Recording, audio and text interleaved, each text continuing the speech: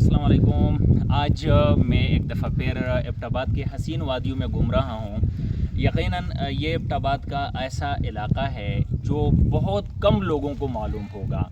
नाम आप लोगों ने सुना होगा, एक ख़ास हद तक लोग आ जाते हैं लेकिन उससे आगे पैर नहीं आते। इस वक्त हम एबटाबाद बांडा अली ख़ान से ऊपर आकर इस एरिए में खड़े हैं और आप ये मेरे पीछे भी सारा देख सकते हैं, इंतहाई खूबसूरत किस्म का नज़ारा है। और एबटाबाद की मतलब कौन सी जगह है जो खूबसूरत नहीं है, कौन सी ऐसी जगह है एबटाबाद की जिससे आप बदसूरत कह सकते हैं। यकीन करें, जौन सा इलाका भी आप एबटाबाद का देखते हैं, जिस पहाड़ को देखते हैं, किसी भी साइड पर आप निकलते हैं तो आपको खूबसूरत वादियाँ ही नज़र आती है।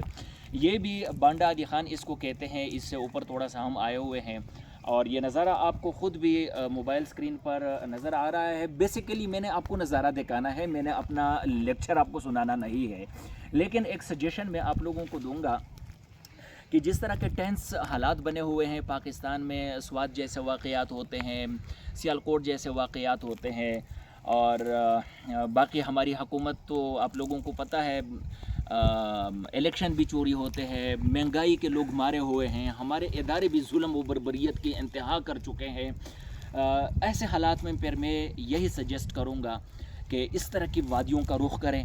अगर आप कहीं एबटाबाद में हैं तो डेली बेसिस पर आप निकला करें, क्योंकि इससे हैप्पी हार्मोन्स भी पैदा होते हैं। इस तरह आपको आउटिंग से आपका दिमाग फ्रेश होता है, आपके सेहत पर बड़े अच्छे असरात पड़ते हैं, आपके दिमाग पर अच्छे असरात पड़ते हैं, आपका जो थिंकिंग पावर है वो ग्रोथ करता है। यानी मल्टीपल एडवांटेजेस है इसके। तो ये नज़ारा भी यकीनन आप लोगों ने देखा होगा कि मैं किस हसीन और दिलकश नज़ारे के बीच खड़ा हूँ। और मेरा आपको भी यही मशवरा है कि इस तरह के नज़ारों को देखा करें, इस पर निकला करें, सैर पर फैमिलीज़ के साथ निकला करें, अपने बच्चों के साथ निकला करें।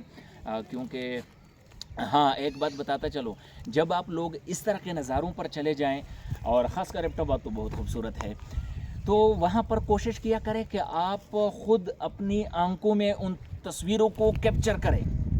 ठीक है, मेरी तरह इस तरह खासकर वीडियो बनाकर कैप्चर ना करें। ये तो मैं आप लोगों को फ़ायदा पहुंचाने के लिए कर रहा हूँ। सब लोग भी दूसरों को फ़ायदा पहुंचाने के भी ना सोचें, कभी कभार ख़ुद के बारे में भी सोचा करें।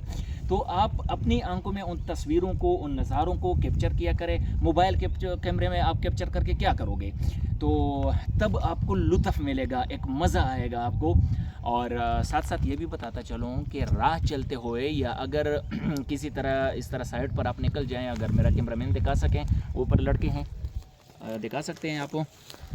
ये आप देखें, अगर इस तरह कोई ग्रुप, कोई लड़के, कोई फैमिलीज़ आपको नज़र आ गई, नहीं ठीक है, जूम करने की ज़रूरत नहीं है, तो इनसे पूछे ना पूछो कि आपका क्या हाल अहवाल है, कहाँ से आए हैं, कैसे हालात है।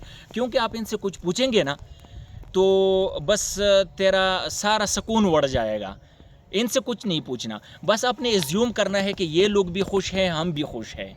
ठीक है, क्योंकि जिससे भी आप पूछेंगे तो सब लोग महंगाई के मारे हुए हैं, हर तरफ टेंशन ही टेंशन है।